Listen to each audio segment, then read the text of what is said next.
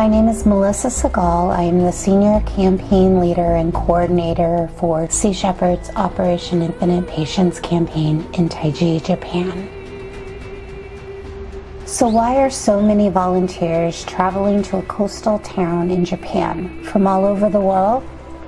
They are individuals who have traveled to Taiji at their own expense to protect some of the most intelligent, socially complex beings on this planet, dolphins and small whales.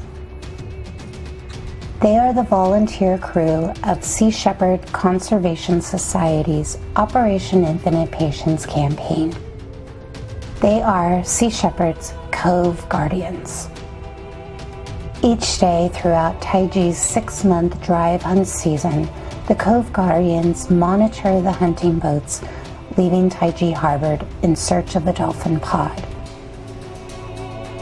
They display the Jolly Roger flag, showing the dolphin hunters that the atrocities committed in Taiji will not go unseen, unopposed by Sea Shepherd or the world. When the Taiji hunters find a dolphin or small whale pod, they move their boats into what we call a drive formation, chasing the pod towards Taiji Harbor. 9:18 local time here in Taiji, Wakayama. And it appears as though another successful drive, the second of this year, has begun and is well underway as it seems. And as you can see, it has been driven to the harbor, and they've actually begun driving the pod from the harbor to the infamous cove. The killers use a hammer to bang metal poles that resonate an ear-piercing sound underwater. We call these poles banger poles. This is painful and deafening to the dolphins.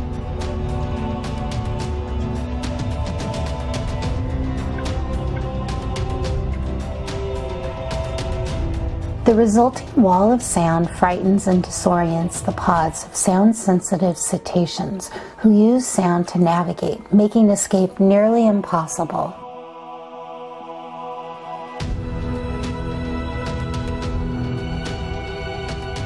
Once a dolphin or small whale pod is forced into the shallow waters of the killing cove, a net is extended across the mouth of the cove, sealing the fate of these dolphins or whales within. Each year since 2010, Sea Shepherd's Cove Guardians have been on the ground documenting every day of the 6-month hunting season. This is positioned, Team 1 positioned above the cove. I'm giving you a clear shot of the pod itself. Here, the selection begins for captivity. The prettiest and often juvenile members of the family with no visible scars will be sold for a life of imprisonment. You can see 7 killers down there wrestling this one bottlenose dolphin. You can see how strong this dolphin is trying to fight. Others will be brutally slaughtered in front of their family and their mercury-tainted flesh sold for human consumption. This dolphin will be more likely slaughtered than taken captive. The images you will see were taken by Sea Shepherd Cove Guardians between January 17th and the 21st of 2014. That banging is the dolphin against the skiff there.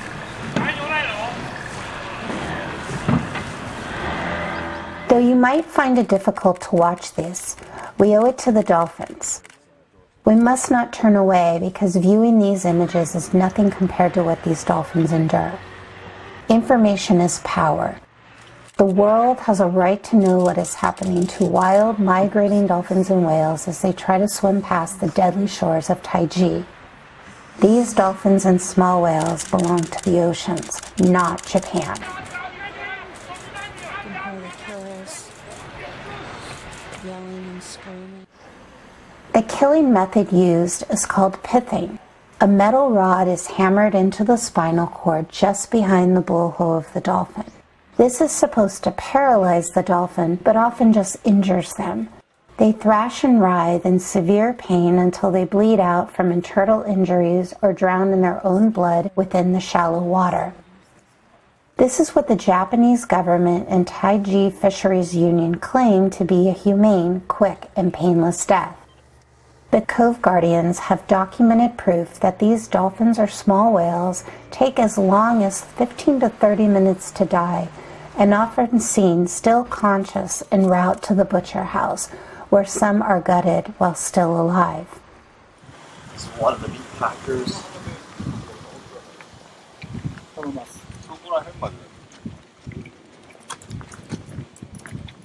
It's one of the meat processing places of Taiji City. The dolphins suitable for captivity are often molested, wrestled, and wrangled to determine sex of species. They're ripped from their mothers, often sustaining injuries. After selection, they are transferred via sling and skiff to captive pens in Taiji Harbor, or to one of the 3 captive facilities located in Taiji. They are force-fed, frozen, medicated fish. They ultimately are conditioned to perform unnatural tricks in order to receive small amounts of food. Many new captives do not survive this trauma or stress and will eventually just give up and die. Taiji's killers, trainers, and all those involved in the captive trade do not care. They believe there is always a fresh supply of dolphins. If one dies, another will replace it. The trainers prepare the survivors of the brutal drive hunt for their lives as performing clowns in dolphinariums or marine parks around the world.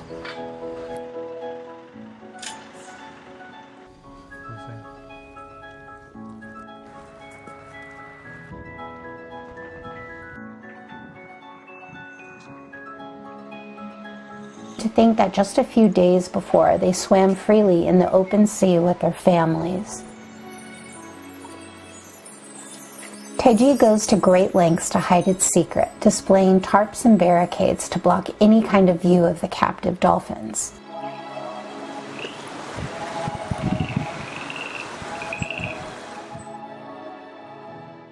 The Taiji Butcher House is guarded and patrolled by Taiji and prefecture police. Tarps are often carefully drawn to hide the transformation of dolphin into slabs of meat for the local meat buyers to purchase. The dolphin meat is processed and sold to various tourist stores in and around Taiji. Some days, the dolphin hunters return to port empty-handed. These days of peace for the dolphins and small whales are known by the Cove Guardians as Blue Cove Days. But despite these peaceful days, we must not forget the many captives ripped from the cove on the many Red Cove days. It's never easy to witness the slaughter or captures, but the pain is multiplied when the capture involves a large pod driven into the cove. Large families, entire generations, are often wiped out in Taiji. On January 17, 2014, a megapod of 250 bottlenose dolphins, including a white albino calf, were brutally herded into the killing cove. The process lasted more than 5 days.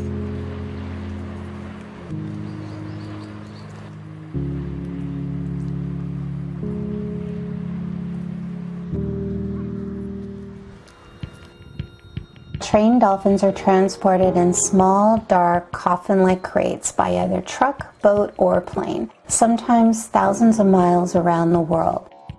These transfers can take up to 2 to 3 days, and often dolphins are left without eating or drinking.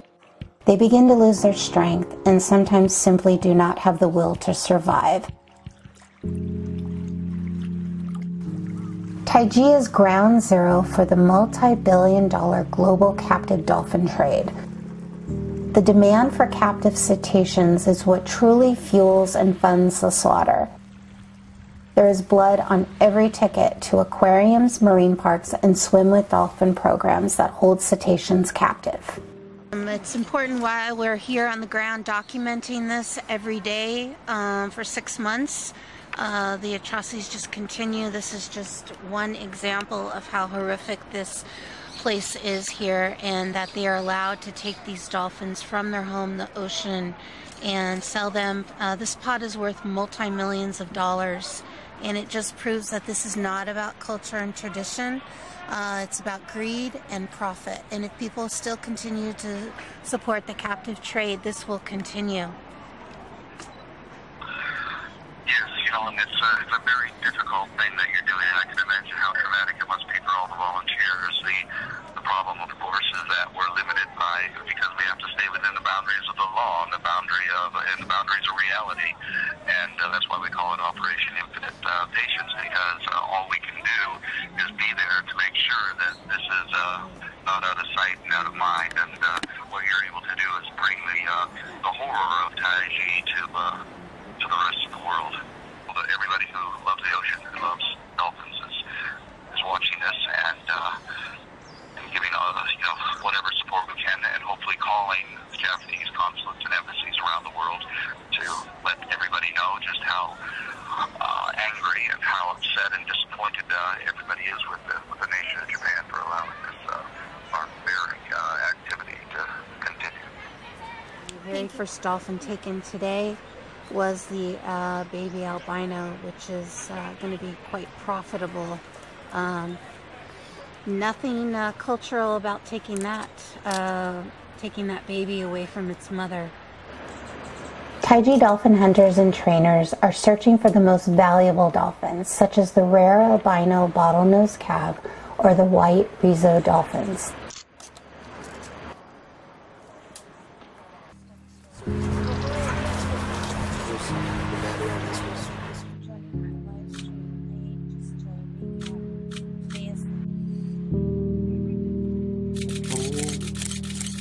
Yeah, he's a fighter.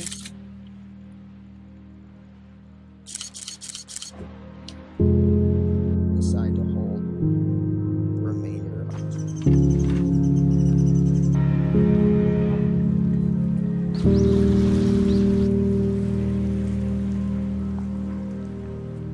Dolphins not large enough for killing quota or beautiful enough for captivity are often brutally forced back out to sea in a drive just as stressful as the drive into the cove. Sea Shepherd's Cove Guardians will continue to document and expose the slaughter, acting as the world's window to Taiji. We will not stop until the slaughter ends.